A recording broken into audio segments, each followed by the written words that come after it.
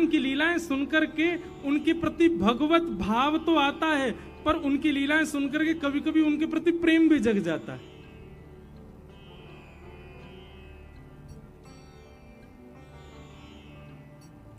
और नन्हे से ठाकुर जी, एक गोपी आई, वह गोपी तो कह रहे हैं, अरे गोपी जी क्या कर रही है तू? बहुत ध्यानपूर्वक सुनियो, ठाकुर जी की कैसी प्रेम लीलाएं हैं। अब ये सारी लीलाएं सुनकर के ठाकुर जी के प्रति भगवान भाव नहीं आता, प्रेम भाव आता है। ठाकुर जी यशोदा मैया की गोदी में बैठे हैं और सबरी गोपियां चारों ओर बैठी हैं और ठाकुर जी बैठे बैठे उदास बैठे हैं, रूठे बैठे हैं। यशोदा मैया बोली, लाला तू काहे को रूठ गयो है? बोले, मैया मैंने जो रात को तोते कही कई बा काम को करवा दे। सब गोपी बोली, मैया कहा कही लाला ने रात को? यशोदा मैया इसको बोली, अरे कहा बताऊं, रात में मुझे यूं करो मेरो ब्याह कराए दो। मैया अब मैं बूढ़ा है तो जा रहा हूं, मेरो ब्याह करा दो। 3.5 बरस को भयो अभी, और यूं करो मैया अब का मेरो ब्याह तू बुढ़ापे में करावेगी, अब तो मेरा उम्र हैगी, मेरो ब्याह करा दे। ऐसी ऐसी बात तन्ने बनावे। सो एक गोपी बोली, अच्छा लाला ब्याह करेगो?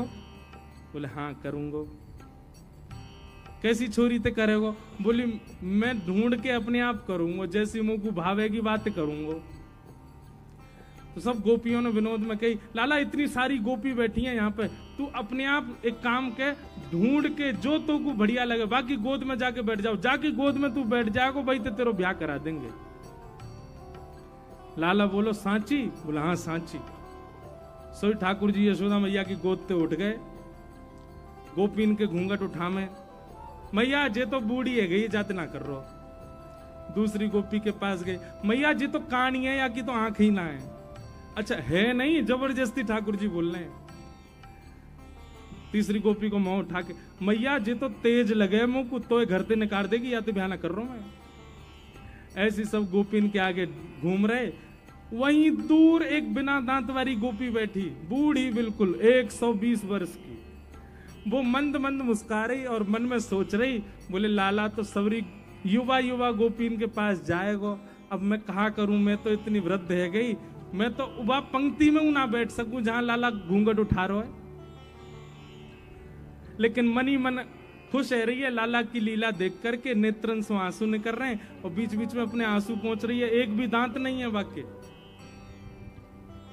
लाला सब गोपीन के घूंघट उठा उठा के देख रहा और सोई ठाकुर जी की दृष्टि पड़ी, वो बूढ़ी बिना दांत वाली गोपी बैठी का है। ठाकुर जी बोले, मैया तेरी बहू मिल गई, और दौड़ के गए और बिना दांत वाली वह गोपी की गोद में बैठ गए। मैया मैं तो यही तो ब्याह करूंगा। मैया बोली, लाला जाके तो एक दांत ना है, जाते का ब्याह करेगा? बोले मैया बढ़िया है ना, माखन खावे में दांत ना है चाहिए हो गए, मैं हूं माखन खाऊंगा जो चप चप खायो करेगी। और वह गोपी से ऐसे अंक भर गए, गोपी वह वृद्धा गोपी को इतना सुख प्रदान कियो, सब युवा गोपी देखती रह गई और ठाकुर जी वह को सुख दे रहे हैं। अब ये लीला सुनकर के आपके चित्त में ठाकुर जी के प्रति श्रद्धा उमड़ी, भक्ति उमड़ी, विश्वास उमड़ा कि प्रेम उमड़ा? प्रेम उमड़ा ना। वेद व्यास जी से कहा गया, ऐसे ग्रंथ का निर्माण करो जिसको सुनने के बाद श्रोता के चित्त में प्रेम प्रकट हो। बंधुओं, संसार में प्रेम करने लायक कोई भी नहीं है। इस संसार के जितने मानव है ना, ये सब धोखेबाज हैं, कोई प्रेम नहीं करेगा आपसे। स्वार्थ लाग करहि सब प्रीति, सब आपके साथ केवल स्वार्थ से जुड़े हुए हैं। प्रेम के अधिकारी केवल श्याम सुंदर है। आप आज करोड़पति हो जाओ तो जो आदमी आपसे कभी मिलता नहीं था उसका भी फोन आ जाएगा आपके पास। और आज आप भगवान ना करे किसी कारण से आपका घर बार सब छूट जाए, किराए के मकान में चले जाओ, तो रोज फोन करने वाला भी आपको ब्लॉक लिस्ट में डाल देगा। क्यों? अब इससे हमारा कोई संबंध नहीं। लेकिन आप करोड़पति बन जाओ, चाहे आप किराए के मकान में चले जाओ, आपके गोपाल जी आपको छोड़ के कहीं नहीं जाएंगे। आप जहां जाओगे संग जाएंगे। आप 56 भोग पाते थे तो भी गोपाल जी आपके पास रहेंगे, और आपके यहाँ एक समय की रोटी बनती है तो भी गोपाल जी आपको नहीं छोड़ेंगे। ठाकुर जी कभी त्याग नहीं। तो असली प्रेमी कौन? जो हर स्थिति में हमारे संग रहे। ऐसे तो केवल गोपाल जी। श्री कुम्मन दास जी के चरित्र में आता है कि कुम्मन दास जी के यहां पर बिछाने के लिए आसन भी नहीं था घर में। इतनी दीन स्थिति थी कुम्मन दास जी की, पर गोपाल जी उनकी गोद में आकर के खेलते थे। कुम्मन दास जी तिलक पता कैसे लगाते थे? 2 क्रिया थी। एक,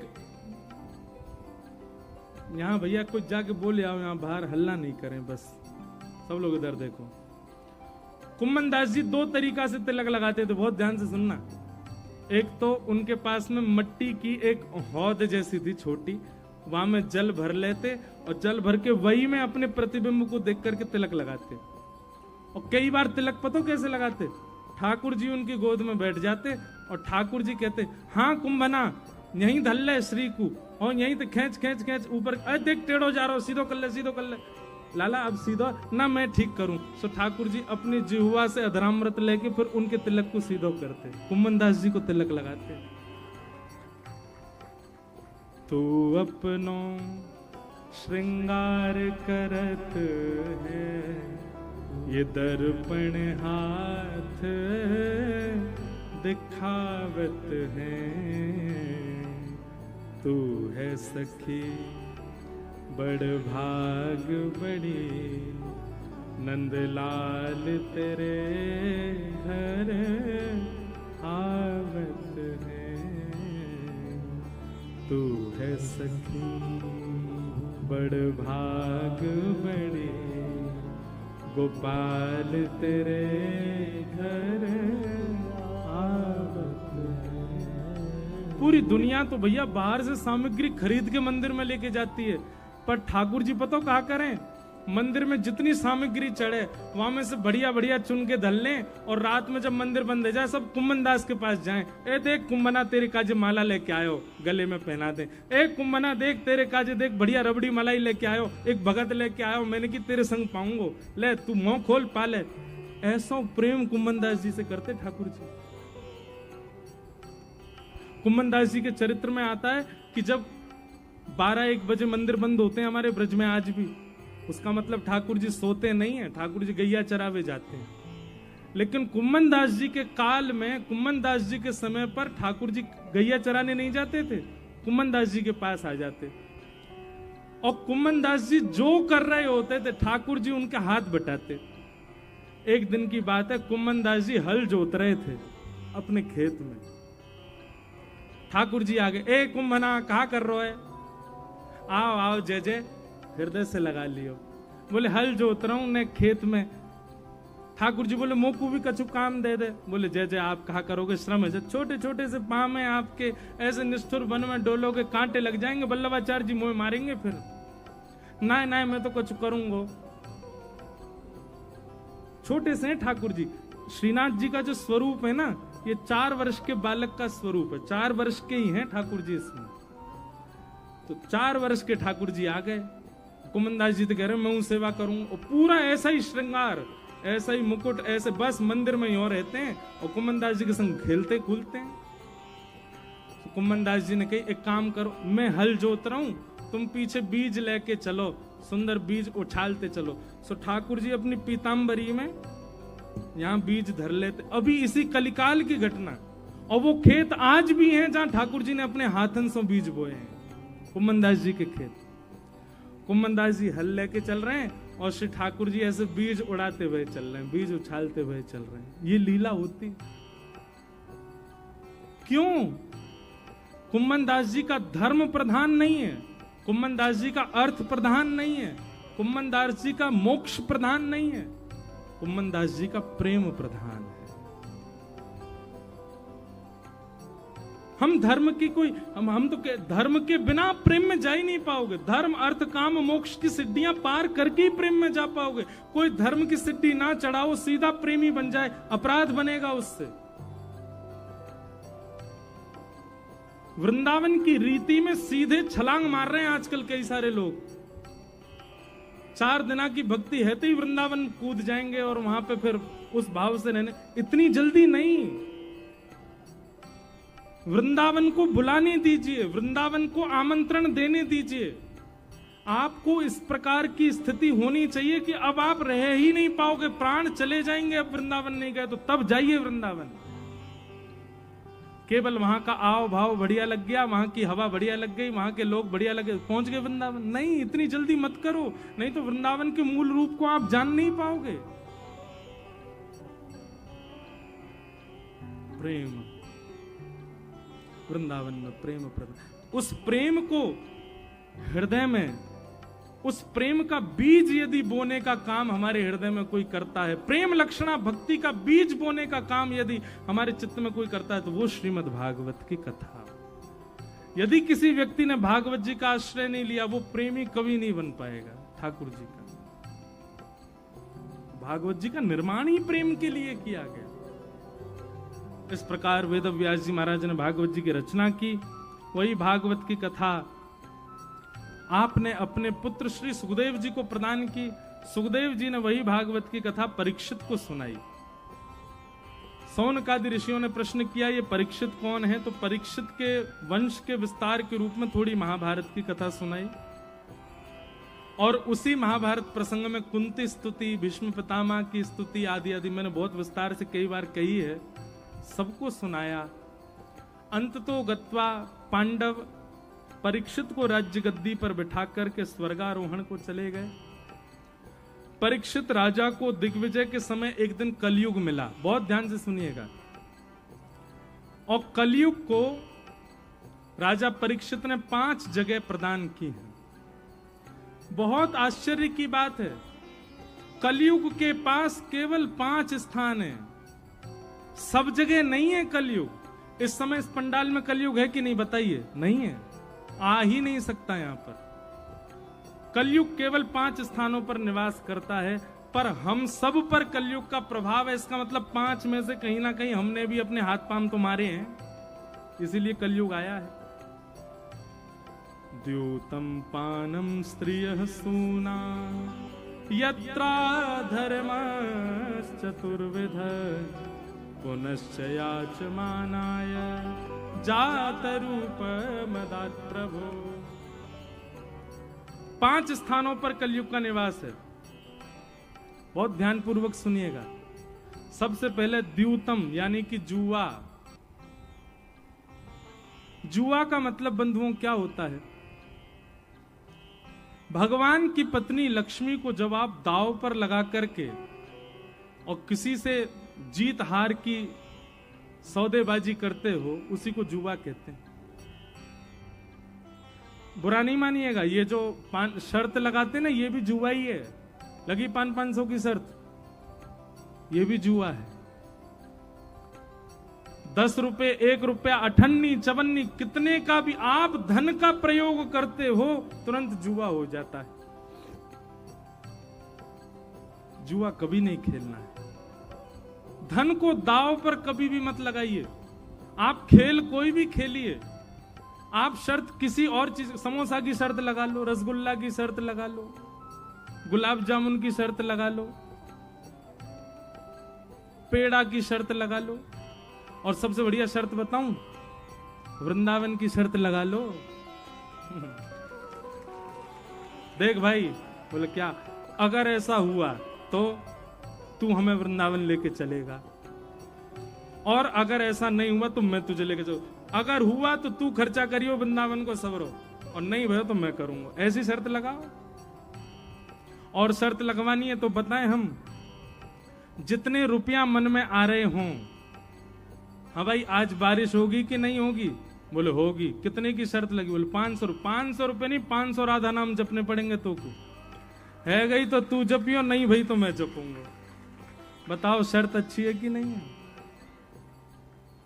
शर्त लगानी है तो ऐसी लगाओ। शर्त लगानी है तो यह बात की लगाओ, हाँ भाई आज भारत जीत गया तो कल सुबह गैयान को जाके गोबर में उठाऊंगा, और यदि भारत हार गयो तो तू उठाइयो जाके। ऐसी शर्त लगाओ। ये धन का प्रयोग क्यों कर देते हो? गौ सेवा की शर्त लगाओ, वृंदावन जावे की शर्त लगाओ, नाम जप की शर्त लगाओ, कीर्तन की शर्त लगाओ, परिक्रमा की शर्त लगाओ, ऐसी शर्त लगाओ जिस शर्त में भी ठाकुर जी पास आ जाएं, जिस शर्त में ठाकुर जी और प्रिय हो जाएं, ऐसी शर्त लगाओ।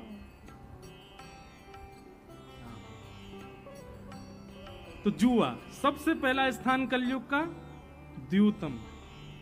जुआ बदलिए, खेल कोई भी खेलो, क्रिकेट खेलो, 2 टीम बना लो, दोनों टीमों में यही रख लो। बोले क्या करना है? बोले जो टीम हारेगी वो जीतने वाली टीम को वृंदावन का ट्रिप देगी फ्री में। ऐसे खेलो।